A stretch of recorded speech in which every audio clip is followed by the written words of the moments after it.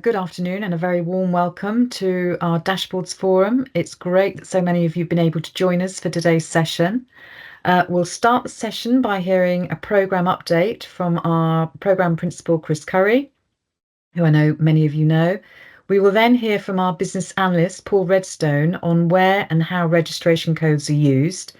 And this is going to lead us on to our regulatory colleague, Angela Bell from TPR, around the topic of registration codes, including how to apply for them and how to use them in order to connect to the PDP ecosystem. Unfortunately, our FCA colleague is unable to join us today, but they have provided slides. So I'm going to do a double act with TPR when we get to the FCA slide and pass back to Angela shortly afterwards. We'd like to give you the opportunity of asking as many questions as possible from today's session by using the Q&A function, but would also caveat that we may not have time in the session to respond to all, and there may be some questions that we need to take away and share with our SMEs, our subject matter experts. We will aim to provide written responses to questions along with a copy of the slides on our website shortly. And we've allowed an hour for today's session, but we anticipate it may just last about 45 minutes rather than the scheduled hours subject to the questions asked. So without further ado, I would like to welcome our PDP principal for the programme, Chris Curry, who will provide a programme update on the programme. Thank you. Over to you, Chris. Thanks very much, Julie. Good afternoon, everybody. Delighted to see so many of you here again for the latest update and webinar from the Pensions Dashboards programme. I'm going to spend about 10 minutes or so just letting you know where we are in terms of the programme. So I'm going to cover a little bit about the connection journey we're undertaking at the moment with our volunteer participants, what that means for the wider industry, and then touch a little bit on progress around the Money Helper dashboard and private sector dashboards as well. And as Julie said, always happy to take questions at the end of this session as well. So please do start putting them into the Q&A as you think of them. So as I'm sure many of you are aware, we've been working very closely with around 20 volunteer participants for the last few months, made up of pension providers and schemes, third-party administrators and integrated service providers, or ISPs. So these are the organisations that are building a direct route to connection with the dashboards ecosystem. And as part of our delivery plan, they've been going through the connection process in order to make sure that we're ready for the start of the wider industry connection dates in guidance, which I'm sure many of you are very well aware actually start at the end of this month. So I'm very pleased to say that all of our volunteer participants have started their connection journeys and are at different various stages of the process as we go through, but they're all making good progress, which is great to see. And I'm also delighted to be able to say that in early March, the first 3 volunteer participants completed the final stages of their testing and have therefore successfully connected to the dashboards ecosystem, which is opening the way for providers and schemes to be connected. So a very important and very welcome milestone for the programme. But as these first 3 and others subsequently, we've got another about a quarter have been through the integration testing process, and a similar number are going through that at the moment. But as each organisation has moved through that process, we've carefully monitored how well they're doing before we invite the next volunteer participants to get into that next stage. And that's allowed us really to try and test and refine the process for connection and to generate valuable insights for those that are following beyond. So actually, it's been a really good experience. We've been continuously learning from our VPs as they go through the connection journey, and their invaluable feedback and their practical experience have been really helpful in both identifying issues, but also allowing us to make improvements to guidance, supporting documentation, and our backstage processes, which should make the journey for all those that follow much better.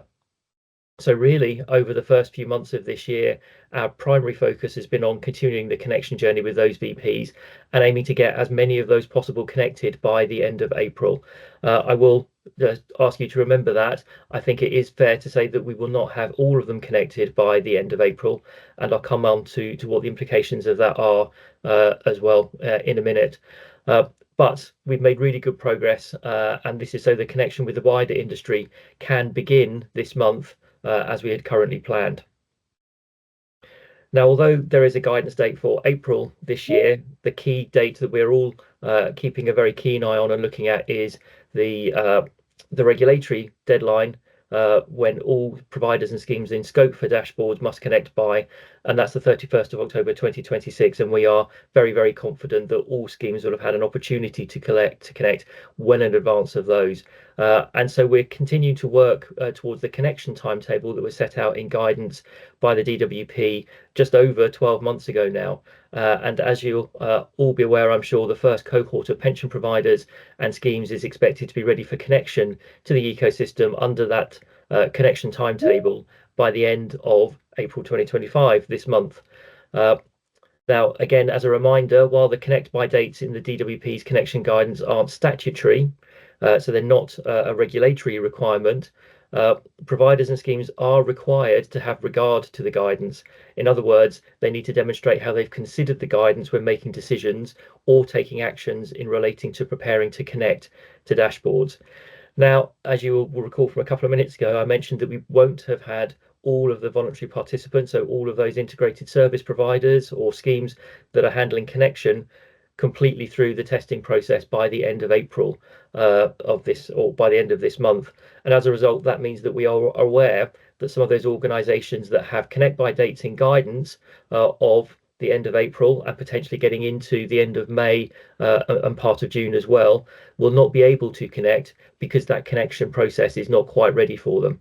Now, the regulators, and I'm sure they'll confirm later on this call, are very well aware of that situation, have been working very closely with us over the last few months, and they are committed to taking a pragmatic approach to compliance and really are focused on member outcomes more than anything else. So they'll consider a range of factors before deciding whether to take any regulatory action, including the nature and scale of the impact on members and the number of members affected. But it is very clear that there will be no regulatory intervention if a provider or a scheme is unable to connect by April 2025 or any of the other of their guidance connect by dates solely because their third party connector is a volunteer provider or volunteer participant which has yet to complete their connection with PDP. So I'd like to make sure that everyone goes away with that message and that is something which people are very aware of. Now, if that is the situation, then PDP will work very closely with the volunteer participants to reschedule their connection slots if it becomes necessary. But again, to reassure people, we have the capacity within the PDP to make sure that we can do that without there being undue delays to anybody in their connection process. And as I said at the start, just to reiterate, all providers and schemes will be able to connect far in advance of the mandatory connection deadline of the 31st of October 2026. Now, while we've been doing a lot of work on the connection space, there's also been a lot of work going on at the other end of the process on both the Money Helper pensions dashboards and the private sector dashboards journey. So as you will recall, October last year, there was an announcement that the Money Helper dashboard will be the first to connect to our ecosystem. And our aim is for that dashboard to be made available to the public at the earliest possible point. And really, there's a number of reasons for that. It will ensure greater confidence in operational delivery, security, and consumer protection, but perhaps more importantly, will help generate valuable insights into user behaviour, which will be instrumental in shaping future iterations of dashboards. So the Money Helper dashboard will sit on the Money Helper website. It will follow the same look and feel, accessibility, and design principles of Money Helper. And as I'm sure many of you who were on the call, I think towards the end of January, will remember, we've already started to share a prototype with industry to demonstrate what the dashboard will look like and some of its functionality. And thank you for those of you that provided feedback. We're reviewing all the feedback we receive to make sure that we can deliver a high quality product as part of that. So the decision for when the Money Helper dashboard will be made public will be informed by a range of factors, some of which I'll come on to in the consumer testing space. But really, we want to make sure that the service is safe, secure, and reliable before it is launched. And those factors will be monitored by us ourselves, the regulators, and the Department for Work and Pensions. Now, alongside the work on the Money Helper dashboard, the government remains committed to private sector dashboards and ensuring that people can access their pensions information in the way that works best for them. So we've been working very closely with potential dashboard providers and also the DWP and the regulators on looking at a pathway for development and implementation of private sector dashboards. And in the past month or so, we've held a couple of internal workshops with all our delivery partners and with industry roundtables and potential private sector providers. And we've had a couple of pre-discovery sessions as well, which are all going in to inform progress on a pathway for private sector dashboards for their connection to the ecosystem, which we're planning to publish later this year. And also, just as a reminder, in November last year, the FCA published its rules around qualifying pensions dashboard service, and the regulatory framework will make sure that firms providing the pensions dashboard do not introduce or amplify the potential for consumer harm. And if you want to have a look at these rules, they're available on the FCA website. Now, before I hand over to our other speakers, just a little word on consumer testing, because I think this is going to be one of the key focuses of the next few months, especially once we get the connection process underway. And one of the reasons why we're so keen on getting those connections and getting providers connected into the ecosystem is to provide us with real data and information and real live users in order to undertake consumer testing. So once we get those first pension providers connected, we'll really be starting the all-important testing with real people on a real dashboard to receive real data about their own pensions, and we think that's going to generate a lot of really interesting information. I mean, it's crucial in itself to demonstrate that the end-to-end user experience of the service is positive and that it's safe. So some of those criteria I mentioned about how we can decide when dashboard should be made available to the public, but really that the service meets users' needs. So we've already done a lot of testing throughout the programme, both on with the connection testing, but also for the Money Helper Pensions dashboard with the prototypes that you've already seen. And that will continue to inform the ongoing design and development of the dashboard service going forward. But other potential dashboard providers will also need to carry out their own user research with prototypes, which could help tailor some of those offerings to different settings and different users as we go through. But the testing that we will plan for this year with real users viewing that actual data uh, will be starting in the summer of this year and will be taking place in two phases. So the first phase from the summer of 2025 will be moderated testing, relatively small scale, recruiting users who probably have a little bit more pensions information and research panel members to really test some of the safety and security aspects of what we're looking at. The second phase, likely to start in the autumn of this year, will be unmoderated testing, where we'll be looking to recruit participants to a panel from pension providers and schemes who have connected. And we have consulted with industry to see how best we can collaborate and bring their scheme members into this testing phase to help the Money Helper dashboard service. And we're currently processing the industry feedback, and our intention is to publish the baseline user testing plan in the coming weeks. So please do watch this space. So finally, just a couple of other things to make you aware of. So we have been publishing some things which hopefully are very helpful on the website. So in particular, we publish guidance on how to connect directly and on how to connect through a third party. And this information can be found in the connection hub on the PTP website. And another very important milestone that happened back in March as well, because of course, as part of connection, pension providers and schemes need to adhere to the standards which are kind of the way in which we can interpret the regulations, and these can be found on the Pensions Dashboards Programme website. But more importantly, earlier this month, the standards were formally approved by the Secretary of State for Work and Pensions, so they are officially a part of the legislative framework, and those versions of the standards, versions 2.0, are now in force.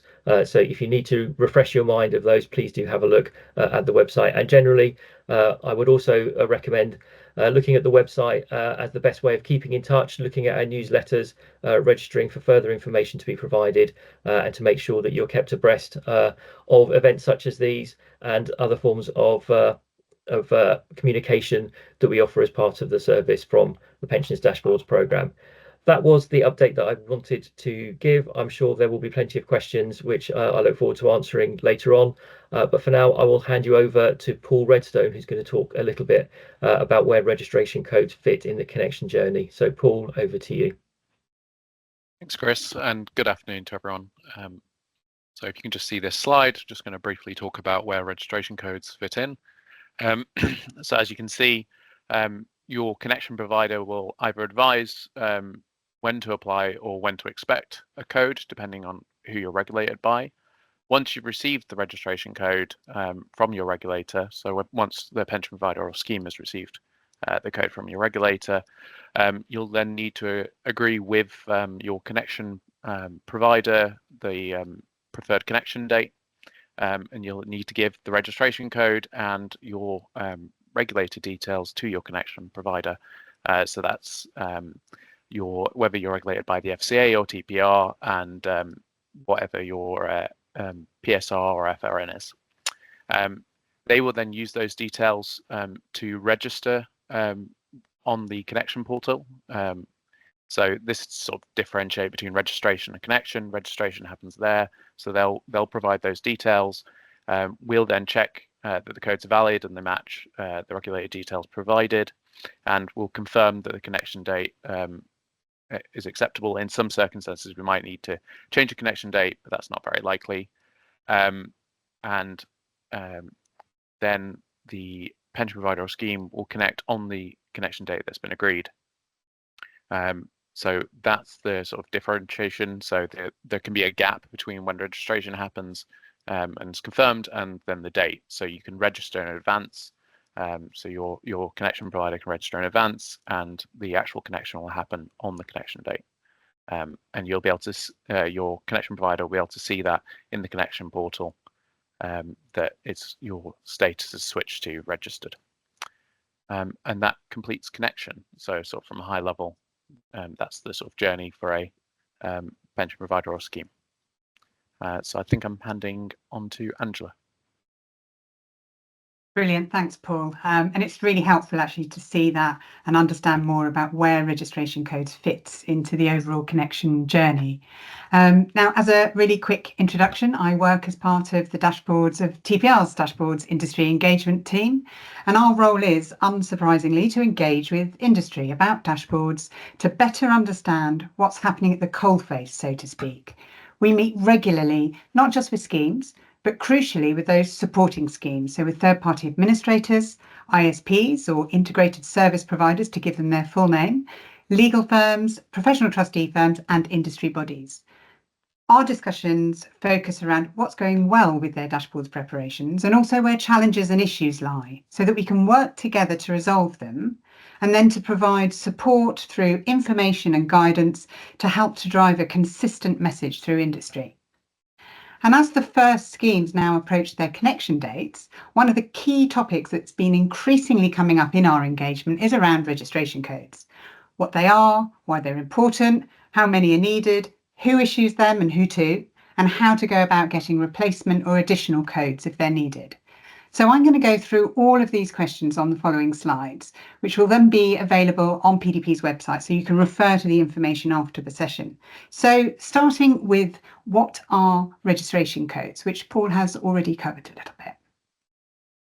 Okay, so registration codes are unique codes which are provided to a scheme by their relevant regulator. And as Paul's shown, the codes enable a scheme to register and connect the relevant sections of their scheme to the dashboard's ecosystem.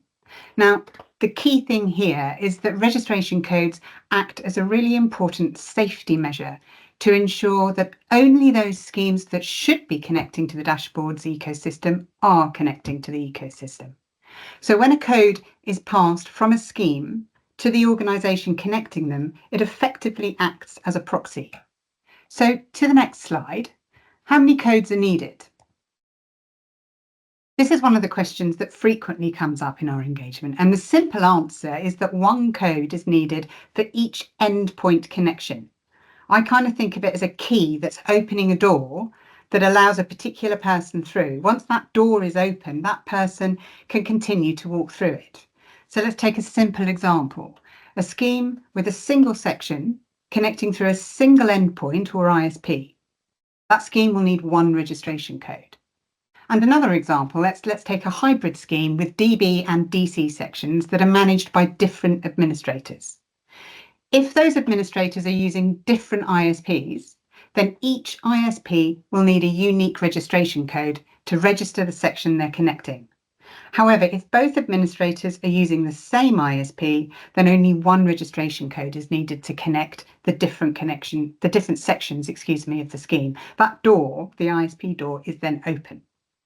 And then, of course, where a scheme with multiple sections, maybe connecting through more than 2 ISPs, and AVCs may well be a consideration to think about here, then in those situations, a scheme could well need to request additional registration codes. Okay, so let's move on to how the codes are provided to schemes. This is split into 2 slides, actually. The first covers TPR registration codes, and then I'm going to pass over to Julie, who's going to run through the process to follow for FCA registration codes. So as you'll no doubt be aware already, TPR has a nudge communications program in place where we write to all occupational trust-based schemes in scope for dashboards a number of times ahead of their connection. We send these communications to the pensions dashboard's primary contact, as recorded in Exchange. Now, this contact must be a trustee, and that's important so that we write to the person that's on the hook for the duty, so to speak. We share really useful information in these communications in terms of supporting schemes on their journey to compliance. And it's within these communications that we will share the unique registration codes with the scheme. It's worth saying here that while we routinely also send a copy of these communications to a scheme's nominated contacts for dashboards, we will not include the code itself in those copy communications. As I said previously, this is an important security measure. So we will send 2 unique codes to the primary dashboards contact around 5 months ahead of their connect by date, with instructions on how to use it. Schemes are responsible for sharing these codes with their relevant ISP. And as I previously said, ISPs need the codes to register the schemes with maps in order to then connect the scheme to the digital architecture. And to stress here, schemes should not pass the code directly to PDP, but to their ISP, either directly or through their administrator. It's the endpoint connector, the ISP, that will need the code to register and connect the scheme. And I don't apologise for saying that about 3 or 4 times. And now I'm just going to pass over to Julie for the FCA process.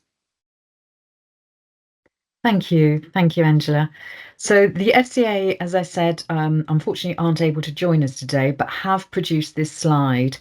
I'm literally going to talk you through it, but please do ask any questions in the chat if you feel that they don't answer. So how to get an FCA registration code. Firms in scope of the FCA COBS 19.11 pension dashboards rules must apply to the FCA for their registration code.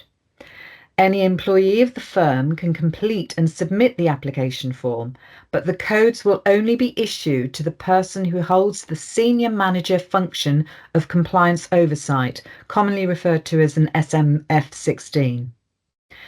For first-time applicants, the FCA will issue 2 registration codes as a matter of course, unless you request more than 2 codes at the outset.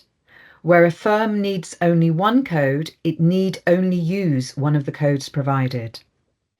You can request more than 2 codes in the application form if you are connecting via more than 2 third-party connection providers. After you submit your application form, the FCA will contact you within 2 working days to either issue the codes or tell you if there are errors or omissions in your application form. And as I say, the FCA, our colleagues, are sorry to not join us today, but they really would welcome any feedback to what has been said today and are very happy to support you if you have any queries. I'm now going to pass back to Angela. Brilliant, thanks Julie. Okay, so on to expiration dates. Now this is another area where we get questions, and one of them is, why do the codes actually expire? And the answer to that is simply that this is a really important part of the security feature of the codes to ensure that only obligated entities are able to connect to the ecosystem. Now, as the slide says, TPR codes will expire shortly after a scheme's connect by date. Once connected, the code is no longer needed. However, we do acknowledge that for those schemes connecting in the first few months, we need to ensure flexibility. And so we've therefore extended the expiry date for those schemes so that the codes remain valid for 3 months after a scheme's connect by date. And FCA codes will expire 30 days after being used. So Moving on now to what to do if a scheme needs to either request additional or replacement codes. For example, what if your scheme needs more than 2 registration codes? What if a code has expired at the point that your scheme needs to register? And what if the original registration codes can't be found? Well, the process to follow for a new or replacement TPR registration code would be to contact TPR's customer support team. A new or replacement code will then be sent to the scheme's primary dashboards contact as recorded in Exchange. So a couple of things to highlight here. The primary dashboard contacts needs to be a named contact and it needs to be a trustee. We have noticed that some of the email addresses provided are generic email addresses, and this can mean that important information like the registration codes can get lost. So please do ensure that the primary dashboard contact email address is the email address of the primary dashboard contact. And before calling our customer support team to request replacement codes where you can't locate them, please do check on Exchange to see where the code has in fact been sent so that you can ensure you're talking to the right person at the scheme. Another point to highlight here is if a scheme has decided to change their connect by date, having of course had regard to the guidance, and they have agreed this with their ISP to ensure that they can accommodate the change, then there is a process you can follow where you notify PDP of your new target connect by date. Now this is important as TPR can then adjust the scheme's communication journey accordingly to align with the new date and then issue the registration codes at the right time. And for additional or replacement FCA codes, as the slide says, you can use the FCA registration code application form.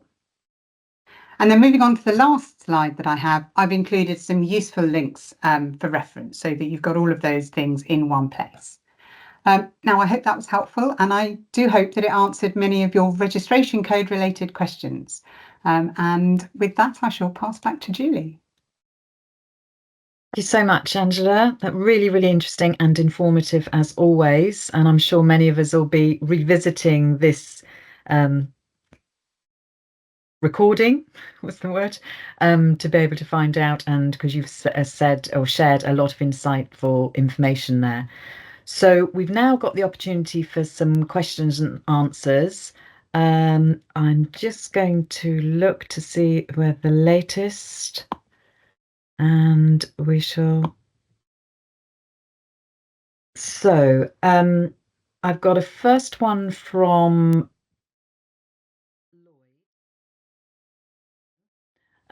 guidance suggests PDP only want to receive, this is to you, Angela.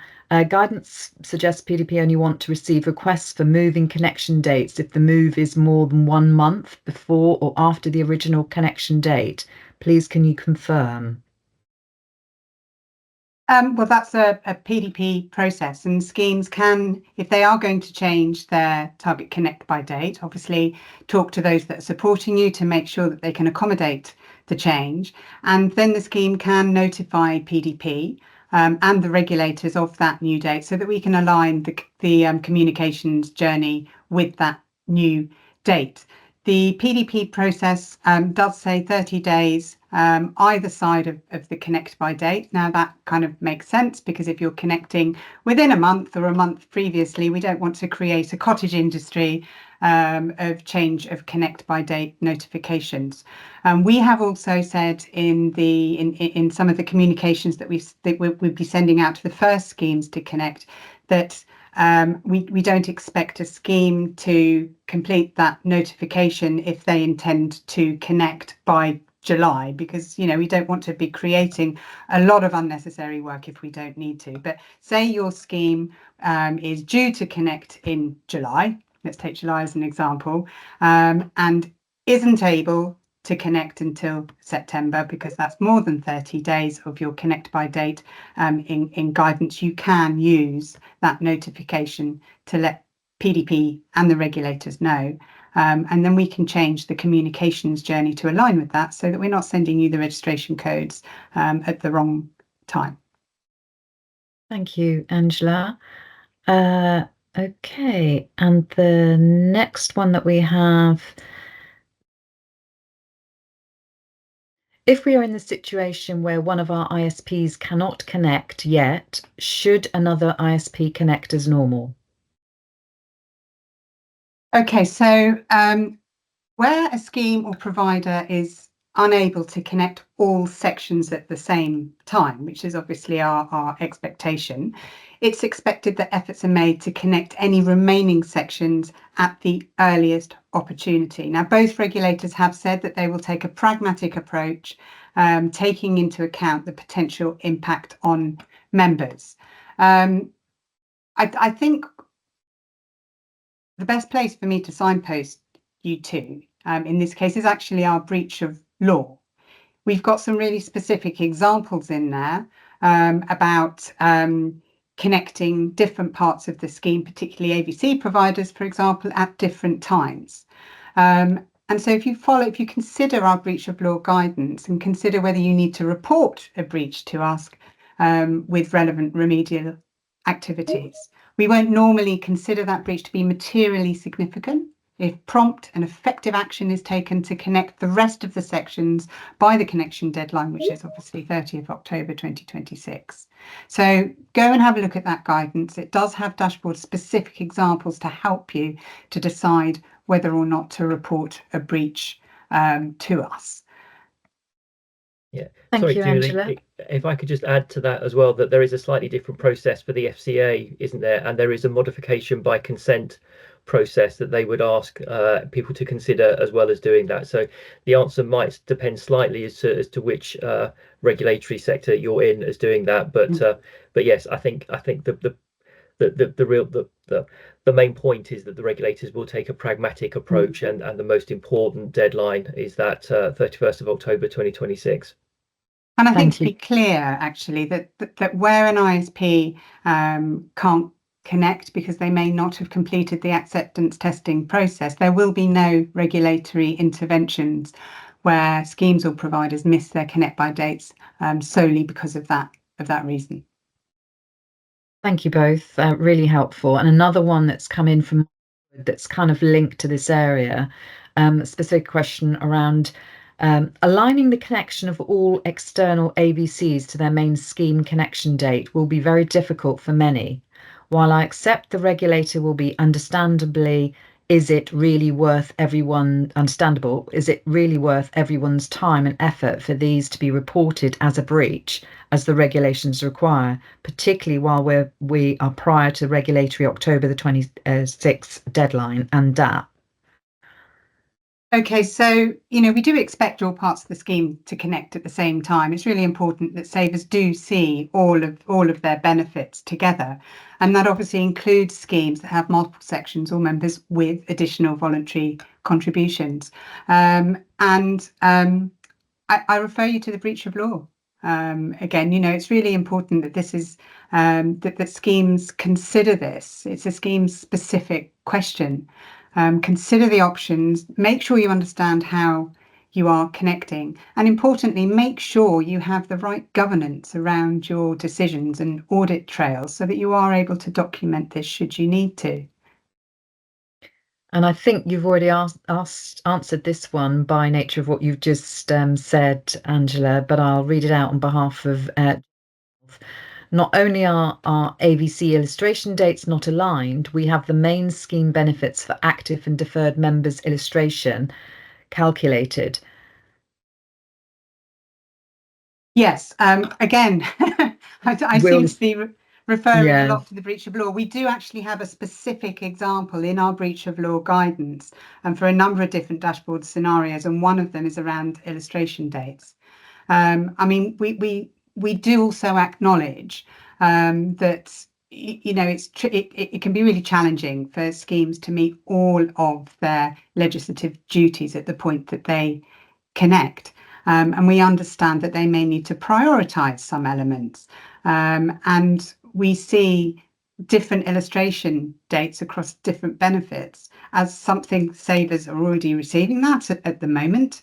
And we're going to be led by user testing to ensure that, is there any saver harm with that? What we would expect is for an improvement plan to be in place. So again, ensure you've got the right governance in place. Ensure you've got the right audit trails in order to document your decisions.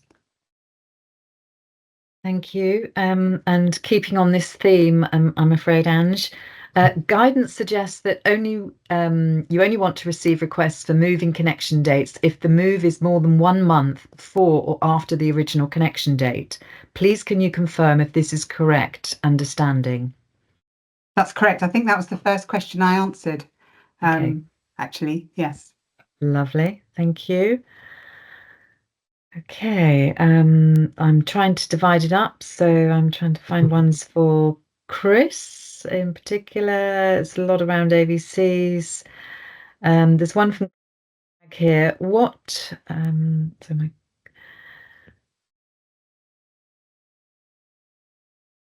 What we are unclear on is that once we've successfully connected to the MAPS pension dashboard in April via our ISP, will we need to apply for a further FCA connection code in January 26, ready for our ISP to stage our smaller schemes? Or will the fact that we have already connected overall to the MAPS pension dashboard in April 25 means no further FCA registration codes will be required? So I think just a clarification. I think the connection will be to the ecosystem rather than to the dashboard. And again, it would depend on the precise details. But if there are multiple schemes that need to be connected, then my understanding is that each of those will have their own separate registration code.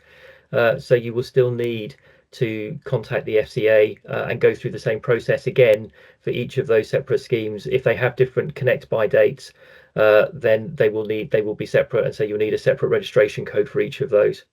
Angela, I think that's right. From my understanding of the FCA, I know you're not the FCA, but you may have a similar or different view.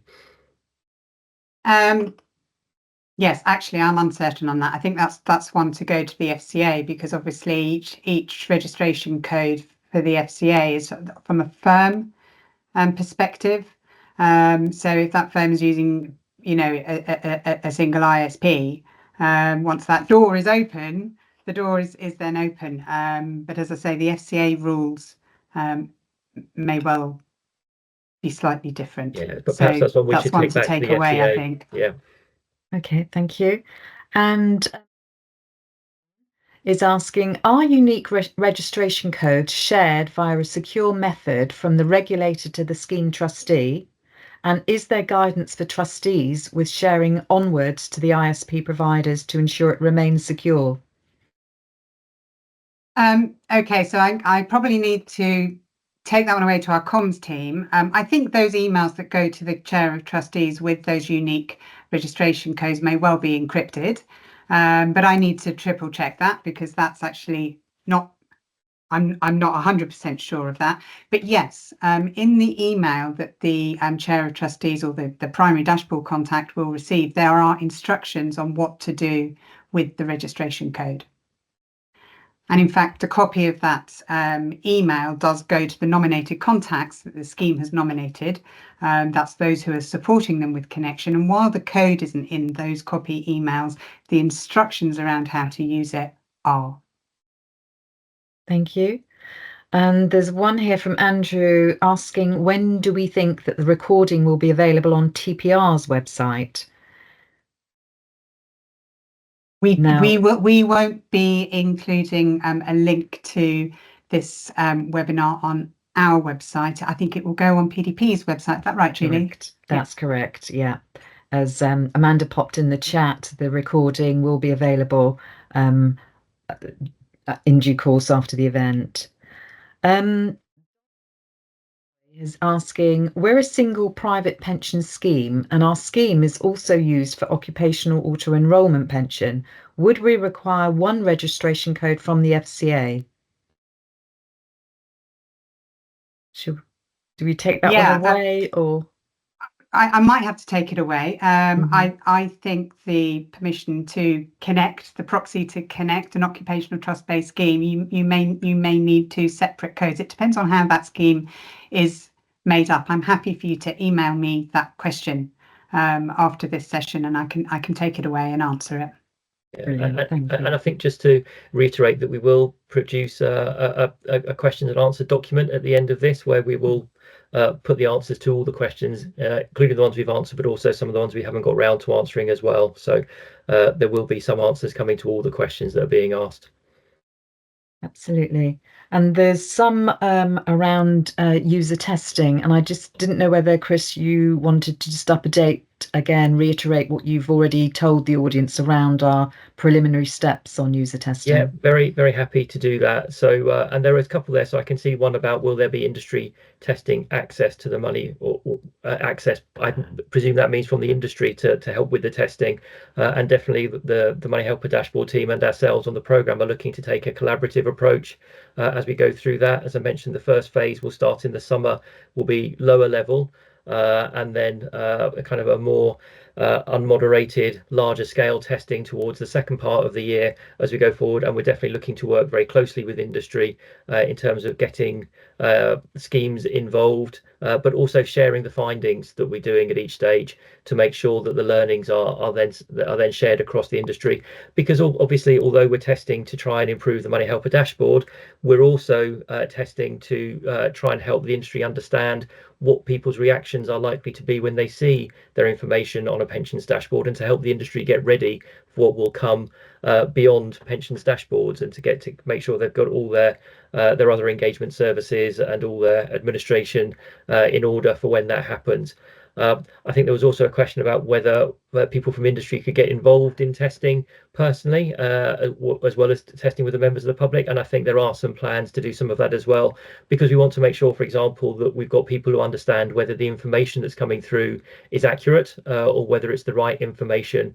That's an important part of the testing that we're doing as well. So I think all of those are going to be important parts of what we're doing from the summer onwards this year.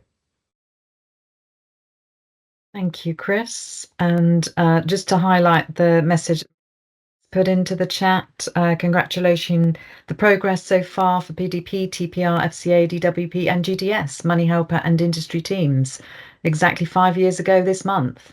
So thank you for acknowledging that, Richard. And yes, we continue the good work. You know, this is just the beginning. So there are a number of other questions, and as Chris has said, we will be taking all of the questions away from today. We anticipated this taking about 45 minutes, and I think we're roughly spot on. So for the questions that we haven't been able to answer today or have the time to come back to you today, we will take them all away. The recording will be available on the website, the PDP website, and we will be publishing the answers to the questions there. So that just leaves me to thank everybody for attending today. I hope you found it extremely helpful. Please do keep in touch. We have various methods, as Chris touched on. We've got the email support, the website, Twitter, and the usual social media requests. So thanks again. It's been a pleasure.